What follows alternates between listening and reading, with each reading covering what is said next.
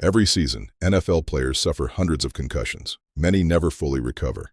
Memory loss, depression, some commit suicide. For years, the NFL insisted these injuries weren't serious, just getting your bell rung. But there was a treatment. Veterans with traumatic brain injuries were recovering. Dramatic improvements, better memory, less depression. The NFL never promoted it, insurance rarely covered it, and many doctors called it quackery because if the treatment worked, it meant the injuries were worse than anyone wanted to admit. ORPHAN Cures Episode 4, the brain injury treatment the NFL didn't want you to know about. Hyperbaric oxygen therapy, HBOT. You lie in a pressurized chamber breathing pure oxygen. It's been FDA approved since the 1960s. The science is straightforward. Increased pressure forces oxygen deep into tissues, including brain tissue. This reduces inflammation and stimulates healing. The brain is incredibly sensitive to oxygen. HBOT floods the brain with oxygen at higher pressure, which can restart healing processes that have stalled. In the early 2000s, veterans returning from Iraq and Afghanistan with traumatic brain injuries, TBIs, started trying HBOT. Many reported dramatic improvements. I couldn't remember conversations. After 40 sessions in the chamber, it was like a fog lifted. I could think again. Small studies showed promise. The results were compelling enough that some military centers started offering HBOT for TBI on a case-by-case basis. People who'd been told nothing more could be done were getting better. But there was a problem. HBOT wasn't FDA approved specifically for traumatic brain injury. It was approved for other conditions, but not TBI.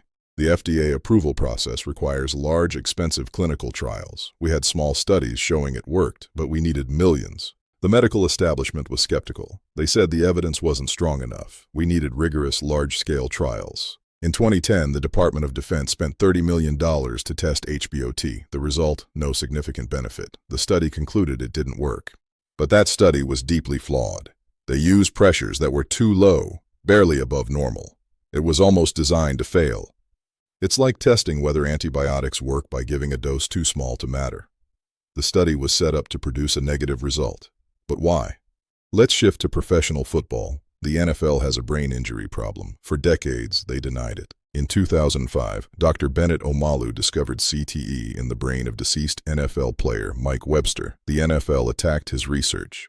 Today, we know football destroys brains. 99% of deceased NFL players studied show evidence of CTE. It's devastating.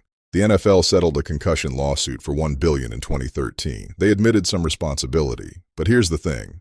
If HBOT works, if it can heal brain damage, that admission changes everything.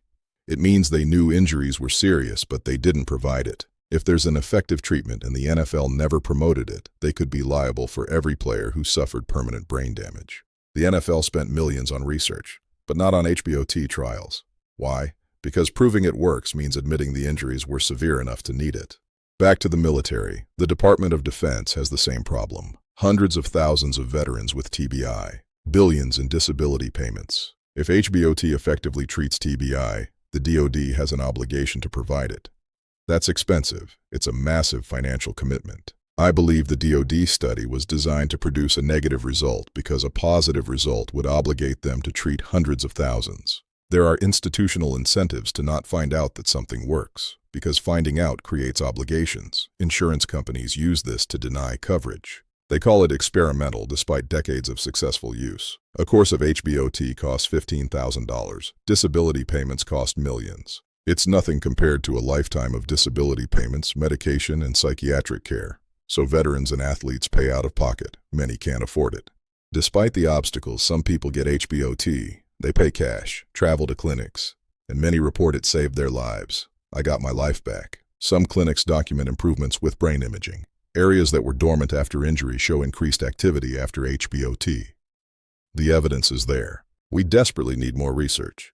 If HBOT can help even some TBI patients, we owe it to them to find out. But the funding isn't there. This is the cruelest part. We have a potential treatment, but nobody wants to fund the studies because finding out it works creates obligations nobody wants to admit. Since 2000, over 460,000 U.S. service members have been diagnosed with TBI. Hundreds of NFL players suffer career-ending concussions. We'll never know how many could have been helped. The treatment exists. The chambers are sitting in hospitals right now, approved for other conditions, but not for the brain injuries that destroy lives. The NFL and the Pentagon both have the same incentive.